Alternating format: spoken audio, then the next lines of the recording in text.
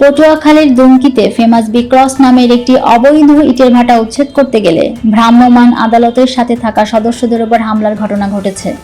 বৃহস্পতিবার বিকাল ৩টায় দুমকির মুরাদিয়া ইউনিয়নের চরগড়বদি এলাকায় পরিবেশ অধিদপ্তরের ছাড়পত্রবিহীন ইটের ভাটাটিতে ভ্রাম্যমাণ আদালত উচ্ছেদ অভিযান পরিচালনা করতে গেলে মালিক পক্ষের লোকজন প্রশাসনের সাথে থাকা ৩-৪ জনকে মারধর করে। এদিকে অভিযান চলাকালীন ইটভাটাটি পরিচালনার দায়িত্বে থাকা মোহাম্মদ কায়ুম সহ কয়েকজন শ্রমিক সাংবাদিকদের কাছে অভিযোগ করে বলেন, অভিযানে এসে প্রথমে টাকা চাওয়া হয়েছে তাদের কাছে, টাকা দিতে না পারায় ভাটা ভেঙে ফেলা হচ্ছে। সংশ্লিষ্ট সূত্রে জানা গেছে, অবৈধভাবে ইটের ভাটা পরিচালনা করায় জেলা প্রশাসনের পক্ষ থেকে নির্বাহী ম্যাজিস্ট্রেট নুরুল আক্তার নিলয় উচ্ছেদ অভিযান পরিচালনা করেন। অপরদিকে মালিক পক্ষের দাবি, কোনো নোটিশ না দিয়ে প্রশাসন তাদের ইট ভাটা ভাঙতে শুরু করলে তারা বাধা দিয়েছেন। প্রশাসনের লোকজন চাঁদা দাবি করেছে বলেও তারা অভিযোগ করেন।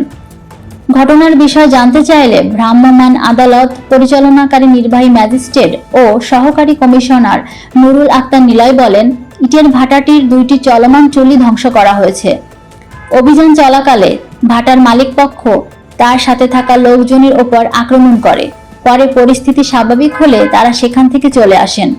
টাকা চাওয়ার অভিযোগের বিষয়ে জানতে চাইলে তিনি বলেন, এটা মোবাইল কোর্টে জরিমানার কথা বলা হচ্ছে।